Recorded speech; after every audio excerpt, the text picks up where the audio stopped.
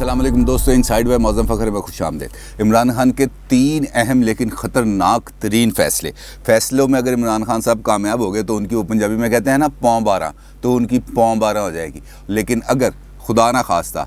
ये फ़ैसले उलट निकले, उनके नताइज उनकी तवक्कुआत के बरक्स आए, तो पूरी कौम की लुटिया डूब जाएगी। क्योंकि इस फ़ैसले के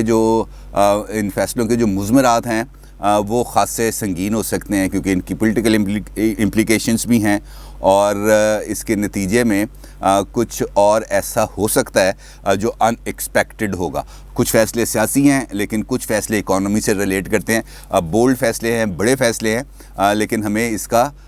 अंदाज़ा करना चाहिए। 3 फ़ैसले कौन कौन से, ये मैं आपको सबसे पहले बताता हूँ। सबसे पहला फ़ैसला है उनका अपोजिशन के गिर्द शिकंजा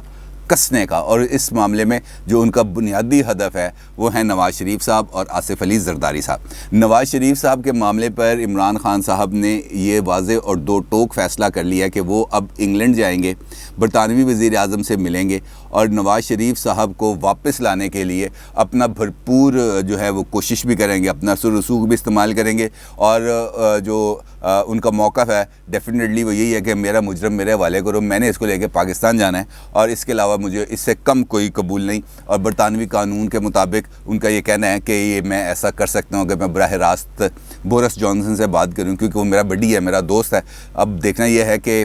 वो बरतानिया के दौरे के दौरान बोरिस जॉनसन को इस मामले पर कायल कर सकते हैं या नहीं। नवाज़ शरीफ साहब की वापसी अगर वो इस तरीके से ले आते हैं तो उनके लिए जो एक पॉलिटिकल स्पेस है वो ख़ासी जनरेट कर लेंगे और अपने हामियों को उनको ये कहने का मौका मिल जाएगा कि देखा मैं एहतसाब के अंदर कितना संजीदा था और मैंने किस तरीके से नवाज़ शरीफ साहब को लेके वापस आया हूँ। लेकिन अगर वो नाकाम हो जाते हैं इस सारे प्रोसेस के दौरान, बरतानवी गवर्नमेंट उनकी इस बात को तस्लीम करने से इनकार कर देती है, तो उसके 2 नुकसानात हैं। एक तो ये कि पाकिस्तान का एक इंटरनेशनल इमेज है वो बहुत बुरे तरीके से मुतासर होगा, सफारती सतह पर पाकिस्तान का इमेज मुतासर होगा, क्योंकि जब बात मुल्क के लेवल पर होती है,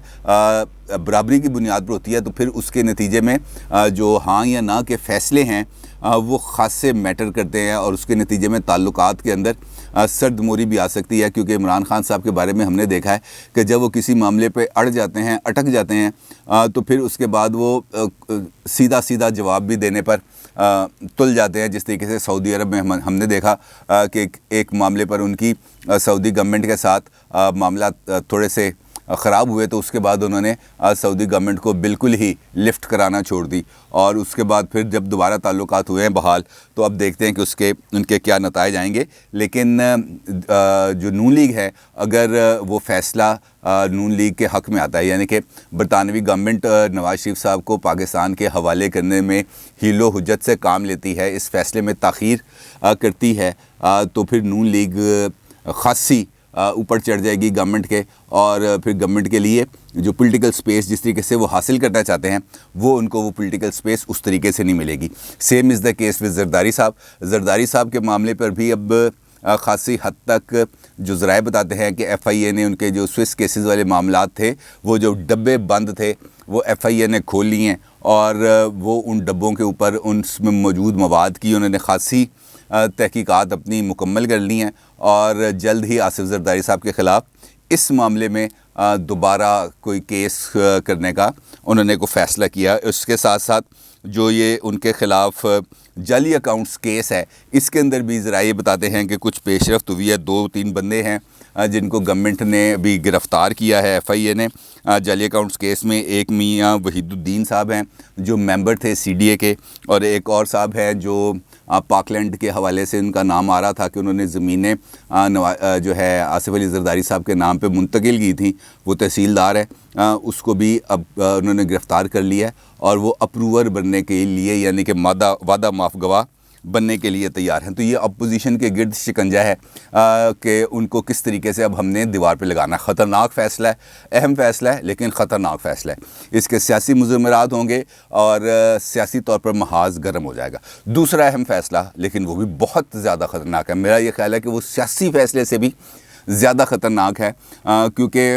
वो अगर चल गया, जिस तरीके से इमरान खान साहब सोच रहे हैं उसके मुताबिक उनको रिज़ल्ट मिले, تو وہ عمران خان کے لیے، پی ٹی آئی کے لیے، عمران خان کی گورنمنٹ کے لیے گیم چینجر ثابت ہو جائے گا۔ لیکن اگر وہ اس کے نتائج ویسے نہ آئے تو جو ڈوبتی ہماری معیشت ہے وہ اس کو بالکل ہی ڈبو دے گی، اور وہ ہے ان کا باٹم اپ اکانومی کا جو ان کا کانسیپٹ ہے عمران خان صاحب کا، جو وہ اس بجٹ کے اندر لے کے آئے ہیں، یہ اس حوالے سے باٹم اپ اکانومی آپ جس طرح لفظ سے ہی واضح ہے کہ جو لوگ بالکل ہی نیچے ہیں، پاورٹی لائن پر ہیں، ان کو اٹھانا ہے اوپر، یعنی کہ نچلے طبقات کو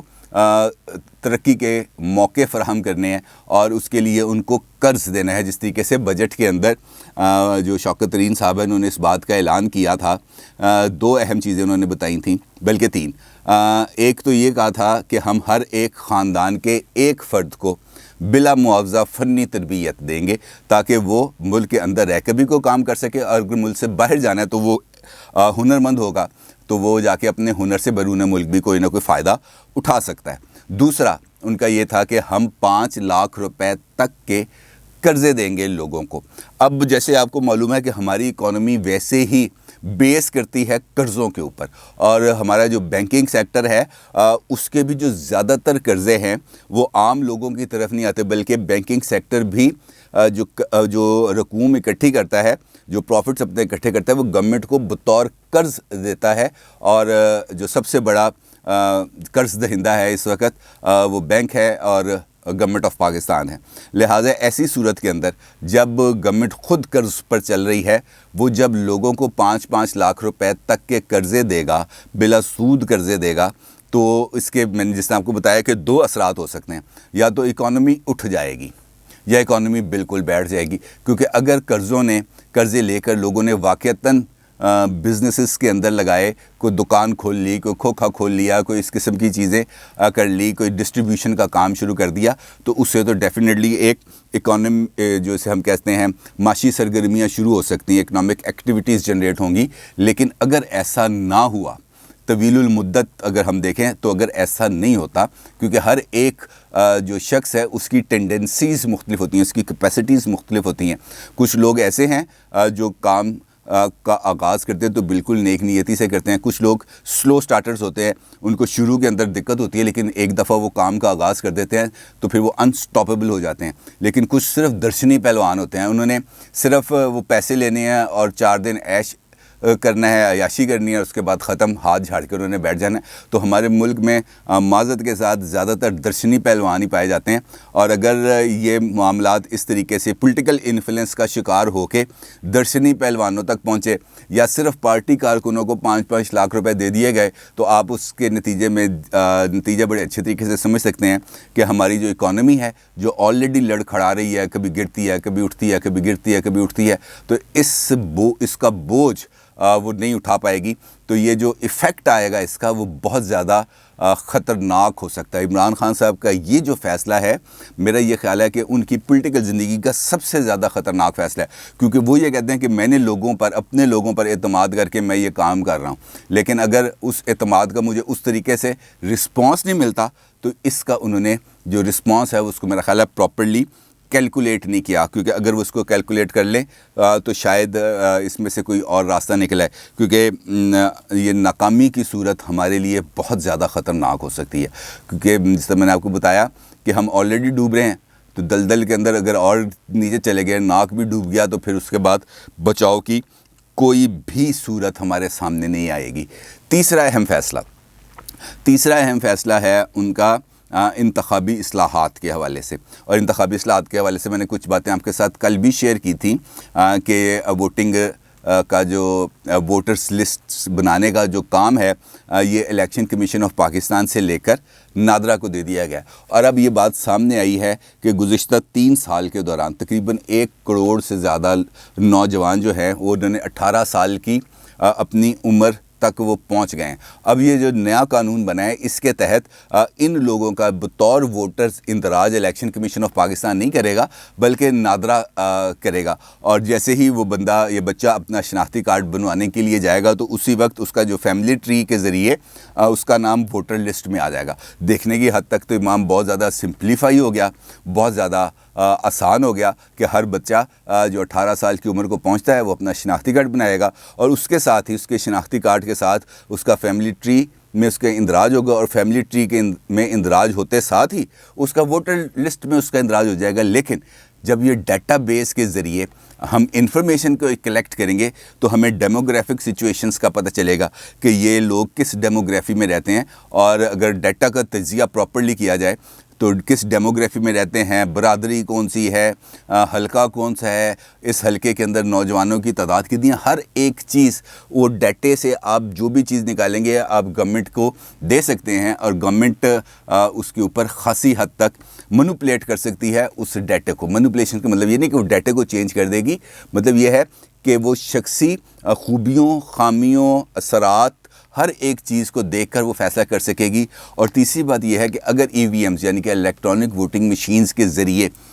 ووٹنگ کا عمل شروع ہو جاتا ہے تو پھر آپ کا ووٹ ٹریسیبل ہو جائے گا، یعنی کہ جب آپ نے شناختی کارڈ اپنا اس مشین کے اندر ڈالیں گے تو وہ مشین کے اندر چونکہ آپ نے اپنا ووٹ بھی کاسٹ کرنا ہے تو آپ کا جو ہے شناختی کارڈ نمبر بھی مشین میں چلا گیا، آپ کا ووٹرز چوائس بھی مشین میں چلے گی، اور اب آپ اوپن ہو گئے ہیں اس ڈیٹا کے سامنے جو کل کسی بھی گورنمنٹ کے سامنے پیش کیا جائے گا کہ ایکس وائی زیڈ کس نے کس کس کو ووٹ دیا، کس کس آئی ڈی کارڈ کے اگینسٹ، اور اس کا فیملی ٹری کیا ہے۔ تو پھر اس کے نتیجے میں ایک پولیٹیکل وکٹمائزیشن کا ایک کھیل بھی شروع ہو سکتا ہے۔ تو لہٰذا یہ جو تینوں فیصلے ہیں عمران خان صاحب کے، یہ تینوں اگر اس کو ہم دیکھیں تو بظاہر تو بہت انقلابی فیصلے نظر آتے ہیں، لیکن ان تمام فیصلوں کے بہت زیادہ مضمرات بھی ہیں، پولیٹیکل اثرات بھی ہے، اور اس کے نتیجے میں ہمارا جو سٹرکچر ہے اس کے اوپر خاصی جو سوالات ہیں وہ بھی اٹھ سکتے ہیں۔ خطرناک، میں نے آپ کو بتایا کہ جو پولیٹیکل سپیس ہے وہ بہت زیادہ ڈیمیج ہو سکتی ہے، اور جو دوسرا فیصلہ ہے باٹم اپ اکانومی کے ذریعے، تو اس کا مطلب یہ ہے کہ اس کے نتیجے میں ہمیں ایک سنگین معاشی بحران کا سامنا کرنا پڑ سکتا ہے، اور دیکھنا یہ ہے کہ ہم کیا اس وقت اس پوزیشن میں ہیں کہ ہم اتنا بڑا رسک لے سکیں۔ عمران خان صاحب تو ہیں، کیونکہ عمران خان صاحب کے قریبی حواری ان کو یہ بتا رہے ہیں کہ آپ تو روڈ ٹو سکسیس پہ ہیں، آپ نے تو ڈنکے بجا دیے ہیں، آپ نے جو ہر وقت یہ کہتے تھے گھبرانا نہیں ہے، گھبرانا نہیں ہے، گھبرانا نہیں ہے، آپ نے ثابت کر دیا کہ آپ نے لوگوں کو جو مشورہ دیا تھا کہ گھبرانا نہیں ہے، لوگ خاصے گھبرا گئے تھے، لیکن آپ نے جو اب بجٹ پیش کر کے جو اکنامک ایکٹیویٹیز جنریٹ کر رہے ہیں اس سے لوگوں کو سکون ملے گا۔ سچ ہے غلط ہے قطع نظر اس بات کے، لیکن یہ بات طے ہے کہ عمران خان صاحب نے یہ جو فیصلے لیے ہیں یہ فیصلے جان بوجھ کے لیے ہیں، سوچ سمجھ کے لیے ہیں، ویل کیلکولیٹڈ ہیں، یا عمران خان صاحب نے بطور ایک پلیئر کے جسے وہ کہتے ہیں کہ میں رسکی فیصلے لے رہتا تھا، انہوں نے یہ رسکی فیصلے لیے ہیں، کیونکہ یہ ڈبل ایجڈ فیصلے ہیں، اس کا فائدہ بھی اتنا ہی ہے، اس کا نقصان بھی اتنا ہی ہے، اور دیکھنا یہ ہے کہ یہ جو ان فیصلوں کا پہاڑ ہے وہ ہم پہ ٹوٹے گا یا کس پہ ٹوٹے گا، اس کا فیصلہ وقت بتائے گا۔ اپنی رائے کا ضرور اظہار کیجیے گا۔ آپ کا بہت شکریہ۔ اللہ حافظ۔